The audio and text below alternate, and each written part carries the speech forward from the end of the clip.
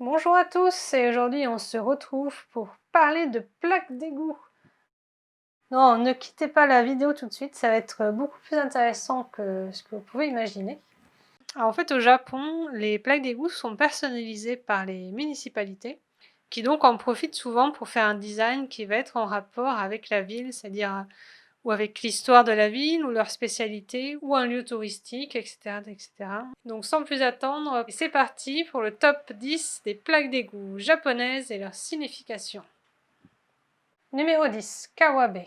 Kawabe est une petite ville de 7000 habitants qui est située dans la préfecture de Wakayama.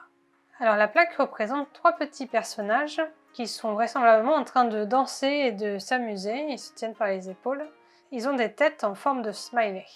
Ils sont aussi entourés de fleurs blanches. Après des petites recherches, je pense que ça vient du fait que chaque octobre, au temple Niyu de la ville, se tient un festival du rire. Il y a une personne qui se déguise avec des vêtements colorés et qui peint son visage en blanc et qui va se mettre à marcher dans la ville suivi par 12 personnes du temple tout en tenant une cloche à la main. Et à chaque fois qu'il fait sonner la cloche, les gens de la procession et tout le monde autour est censé se mettre à rire. Alors, le festival n'est pas très connu, mais il regroupe quand même 1000 personnes par an. Ensuite, si on regarde bien la plaque, on voit que les personnages ne ressemblent pas vraiment aux gens de la procession, même s'ils sont en train de rigoler. Et ils ont en fait une petite queue sur la tête, donc j'imagine que ça représente plutôt des fruits. Et justement, les fleurs blanches tout autour sont en fait des fleurs de mikan. La mikan qui est une mandarine japonaise et qui est un fruit très connu au Japon, qui est sans doute la spécialité de Kawabe. Donc ils ont réussi à mettre sur leur plaque à la fois leur festival du rire et leur spécialité agricole. Numéro 9. Ikoma. Située dans la préfecture de Nara, la ville compte environ 100 000 habitants. Alors la plaque représente une ville futuriste, mais je dirais plus futuriste dans l'esprit des années 80-90, avec pas mal de gros immeubles, des moyens de transport en lévitation. Donc si ça ressemble vraiment à ça, je suis curieuse d'aller visiter, mais a priori c'est assez différent. Alors l'explication que j'ai trouvée sur le site de la ville, c'est que le design dépeint l'image future d'Ikoma City en tant que ville de science et de recherche pour les eaux usées et les eaux pluviales.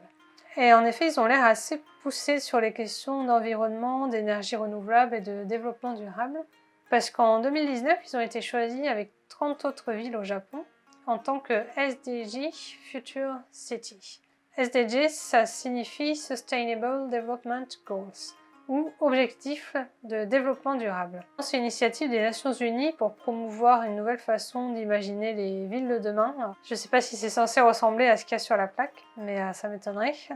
Par contre, ce design a apparemment été adopté en 1990 et en 2018, ils ont fait une nouvelle plaque qui, elle, représente leur parc d'attractions, qui est le plus vieux du Japon, qui a été créé, je crois, en 1929. Donc là, on change complètement d'atmosphère. Numéro 8. Otowa. Otowa est une petite ville d'environ 9000 habitants dans la préfecture de Aichi. La plaque d'Otowa semble représenter une scène de repas dans une maison traditionnelle japonaise avec un arbre au milieu. Mais en quoi est-ce que manger dans une maison, ça serait représentatif de la ville? Alors j'ai essayé de chercher un petit peu et j'ai vu que la ville est située sur le Tokaido. Le Tokaido, c'est un axe de circulation important entre Tokyo et toute la région de Kyoto, Osaka et Kobe. Il était très utilisé jusqu'au 19e siècle, mais comme à l'époque on doit voyager à pied ou à cheval, il faut plusieurs semaines pour faire le trajet. La route est donc organisée en 53 étapes. Et à chaque étape, il y a des auberges où il est possible de s'arrêter pour manger et pour dormir. Otowa est située sur la 36e étape. Donc pour le moment ça ne nous avance pas trop, mais on a l'artiste Hiroshige qui a fait en 1833 une série d'estampes sur chacune des 53 stations du Tokaido et qui est très connue. Et pour l'étape 36, celle d'Otowa, voici l'estampe. Voilà, la plaque est tout simplement une interprétation de cette estampe de 1833. Numéro 7, Katsuyama. Katsuyama est une ville de 25 000 habitants environ, située dans la préfecture de Fukui. La plaque représente un tyrannosaure. Alors pourquoi un tyrannosaure? Parce qu'en 1988, dans la formation géologique de Kitadani, on a trouvé des fossiles de vertébrés datant de plus de 120 millions d'années.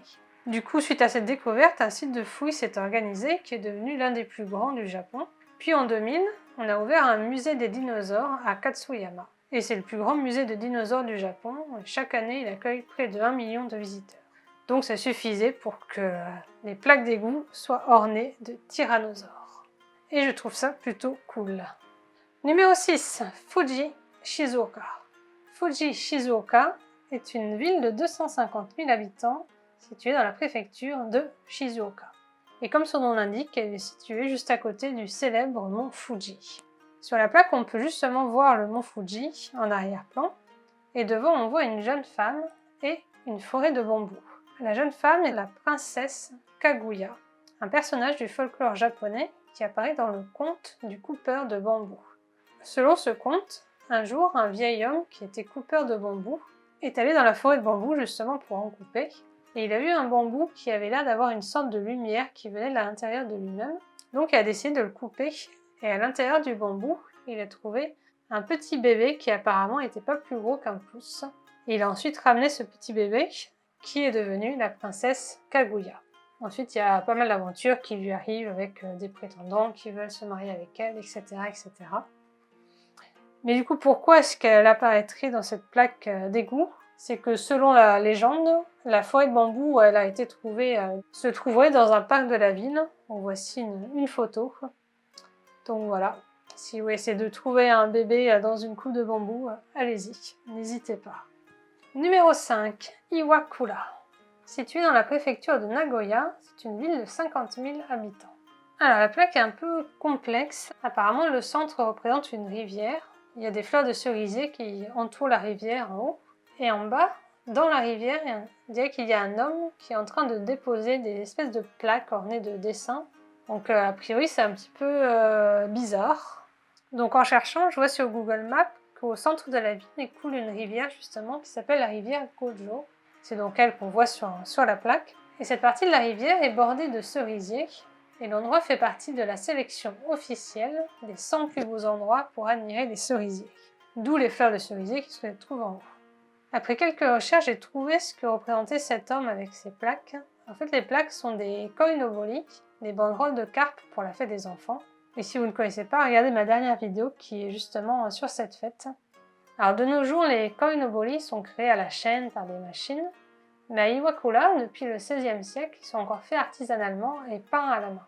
Et la dernière étape, ça consiste justement à laver les koinobori dans la rivière. Et au fil des siècles, c'est devenu une attraction touristique à part entière, surtout qu'apparemment le moment où on lave les koinobori, ça correspond à la saison des cerisiers en fleurs. Donc ça fait une petite attraction en plus pendant qu'on regarde les cerisiers. Numéro 4, la plaque du musée Ghibli à Mitaka. Donc je vous présente pas les studios Ghibli, c'est celui qui a été fondé par les célèbres Miyazaki et Takahata. Ce sont eux entre autres qui ont fait Mon voisin Totoro, Princesse Mononoke, etc., etc. Et du coup ils ont créé un musée Ghibli qui se situe à Mitaka. Dans ce musée il y avait une plaque d'égout, donc ils ont décidé de créer une plaque d'égout originale qui est une pièce unique. Elle représente une tête en relief et sa particularité c'est qu'elle est en relief contrairement aux autres qui sont quand même assez plates. C'est une pièce unique qui est juste là dans le musée, c'est pas une plaque qu'on retrouve partout dans la ville. Numéro 3, les pompiers. Alors là c'est pas une plaque en particulier mais c'est toutes celles qui représentent des pompiers. Parce que oui, c'est pas seulement les plaques d'égout en fait qui sont personnalisées, c'est aussi les bouches d'incendie. Dans le passé, les habitations japonaises étaient construites en bois.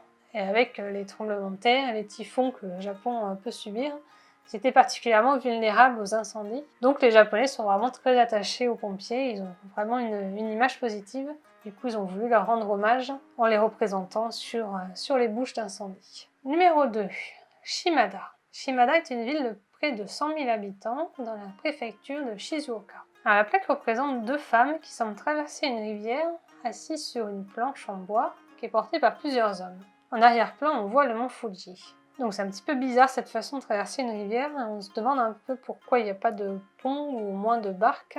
Donc apparemment la rivière en question, c'est la rivière Oi, qui est longue de 168 km. Sous l'ère Edo, le shogunat interdisait la construction de ponts sur les cours d'eau importants. Et sur le cas de l'Oi, c'était même les bacs qui étaient interdits. Officiellement, c'était à cause du courant violent du fleuve, mais on pense que le but réel, c'était de ralentir l'approche éventuelle de rebelles d'Edo. Donc les voyageurs traversaient le cours d'eau sur les épaules de porteurs ou à cheval, mais selon les conditions météo, ils pouvaient être forcés d'attendre plusieurs jours avant de pouvoir traverser. Mais le point positif, c'est qu'apparemment ça a inspiré pas mal d'artistes. Mais en 1879, un pont a enfin été construit. Numéro 1, Hiroshima. Hiroshima est une ville de plus de 1 million d'habitants qui est située dans la préfecture de Hiroshima. La ville est malheureusement mondialement connue pour avoir été l'une des 2 cibles des bombardements atomiques par les États-Unis au cours de la Seconde Guerre mondiale. Alors je pensais au début que la plaque représentait des arbres, mais en fait il s'agit d'origami, plus précisément d'origami de grues. Alors, les grues sont sans doute le thème le plus populaire en origami au Japon. De manière générale, au Japon, elles sont un symbole de longévité et il est dit qu'elles vivent 1000 ans. D'ailleurs, une des légendes dit que si l'on plie 1 millier de grues en origami, on aura le droit d'avoir un vœu exaucé. On voit souvent ces assemblages dans les temples et vous pouvez les repérer grâce à leur couleur en arc-en-ciel. Alors quel est le rapport avec Hiroshima? En fait, cette légende a inspiré une jeune fille appelée Sadako Sasaki. Née en 1943, elle avait 2 ans et elle se trouvait à 2 km au moment de l'explosion de la bombe atomique. Alors que la plupart de ses voisins furent tués, apparemment elle n'a pas été blessée.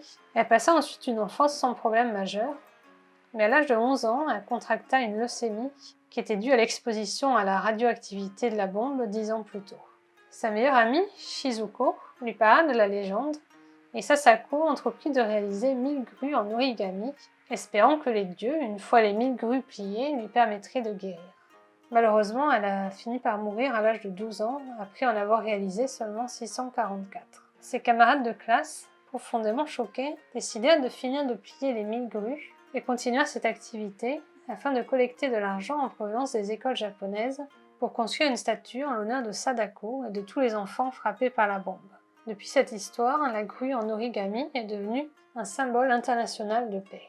Depuis la fin de la Seconde Guerre mondiale, Hiroshima est vraiment devenue une cité de la paix qui essaye de promouvoir le pacifisme et de parler un petit peu de ce qui s'est passé avec, par exemple, un musée de la paix ou un mémorial, jusqu'aux plaques d'égout qui rend hommage à l'histoire de Sasako et de tous les enfants frappés par la bombe. Donc merci d'avoir regardé cette vidéo jusqu'au bout. Je me rends bien compte que le numéro 1 était beaucoup moins légère que les autres, mais bon, c'est aussi intéressant d'en parler. Si ça vous a plu, n'hésitez pas à partager, à liker, à commenter, etc. Et je vous dis à la prochaine vidéo. Bye bye!